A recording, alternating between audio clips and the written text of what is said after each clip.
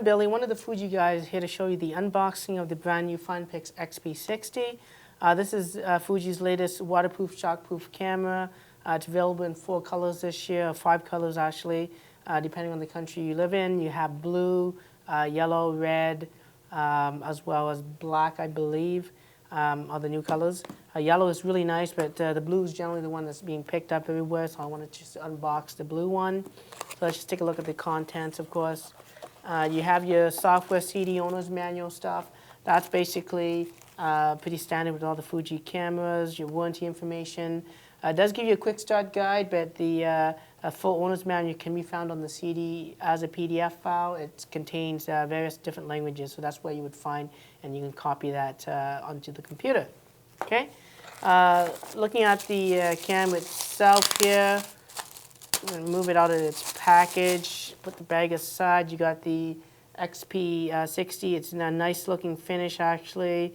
They did some really good things to this, like having sort of a water repellent coating in front of the lens so it repels water.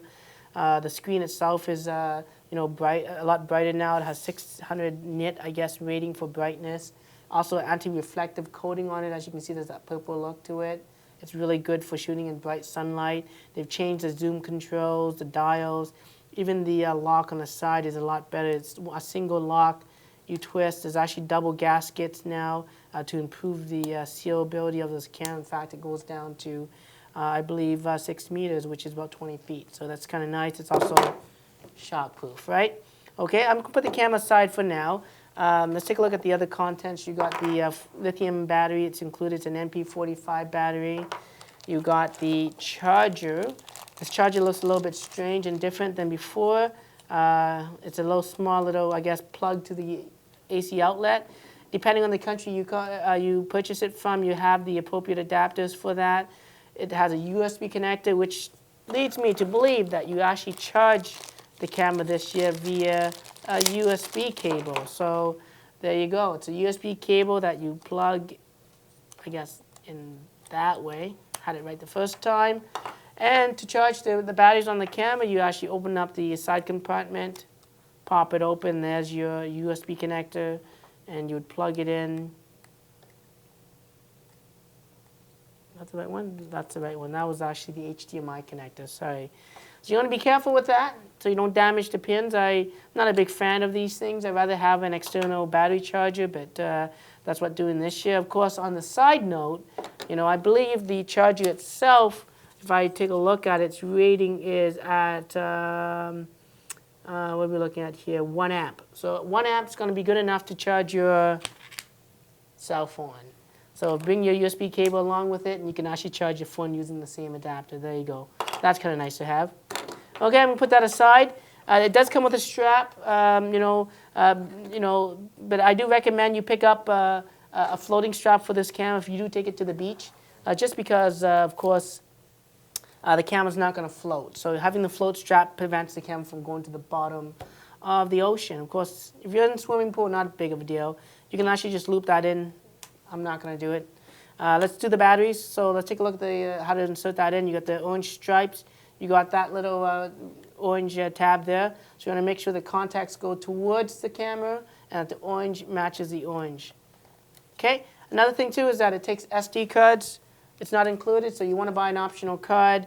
You can pick up one. I recommend at least a Class 6 card because this camera offers full HD video, so it's good to have a very fast card to read and write.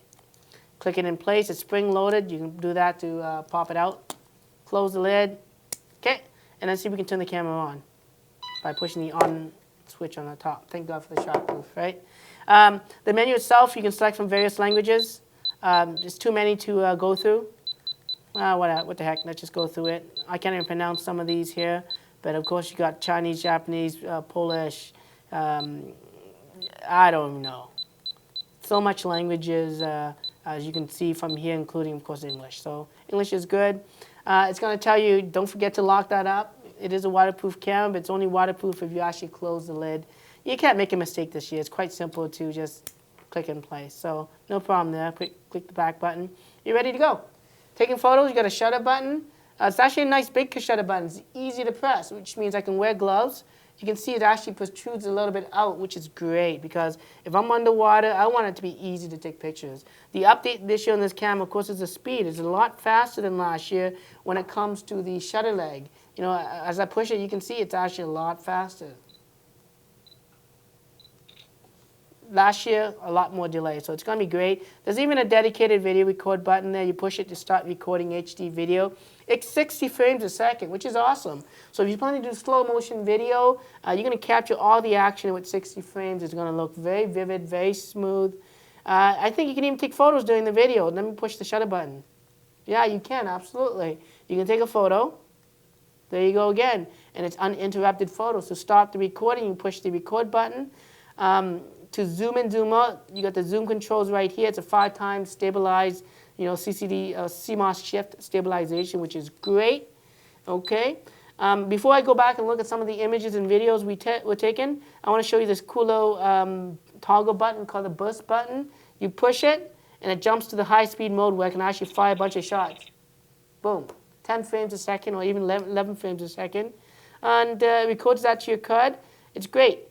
Now, I actually, you know, if I want to go back to single shot, just push the button again. I'm back to the single shot mode. So simple, so easy. You don't have to go through the menus to switch to high speed, to single shooting, to videos. Perfect camera to take with you on your adventure. So let's take a look at the playback. Playing back images, you got the navigation here. You can go and use the directional pad to go left and right. As you can see, it shows up as a video. Let's see if we can have a video here. There's a video. It's going to show you these little film lines. Push down to play the video. Start recording HD video. It's 60 frames a second. Speaker. Awesome. So if you're trying to do slow motion video, you're going to capture all the action with 60 frames. It's going to look very vivid. You can stop it.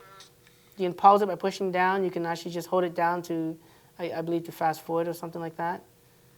Continue playing it and stop the video. If I want to delete images, you know, you can push up. You can select that current image and delete it, and it's gone. Push back to get out of that, of course. If I wanted to select some images to be deleted, I can do that too. I can also zoom in on images by using the zoom control. Zoom in. I can pan left and right using the directional pad. Push back to get completely out. Keep pushing the playback button because they actually switched that around on me. Generally, it's not in that direction. But anyways, to delete images, you can go to the menu too. You can select images, all images, push up OK. Once you do this, your images are gone. Videos are gone. So there's no way of getting it back. Going back to shooting again, all you have to do is tap the shutter button. So simple to do. Again, from the recording to the burst mode to the single shot mode. This is the perfect camera to take with you to the beach. You know, it is a lot better camera this year. It's faster. And again, you know, if you want to learn more about this camera, don't forget to subscribe to my YouTube channel. Follow me on Twitter.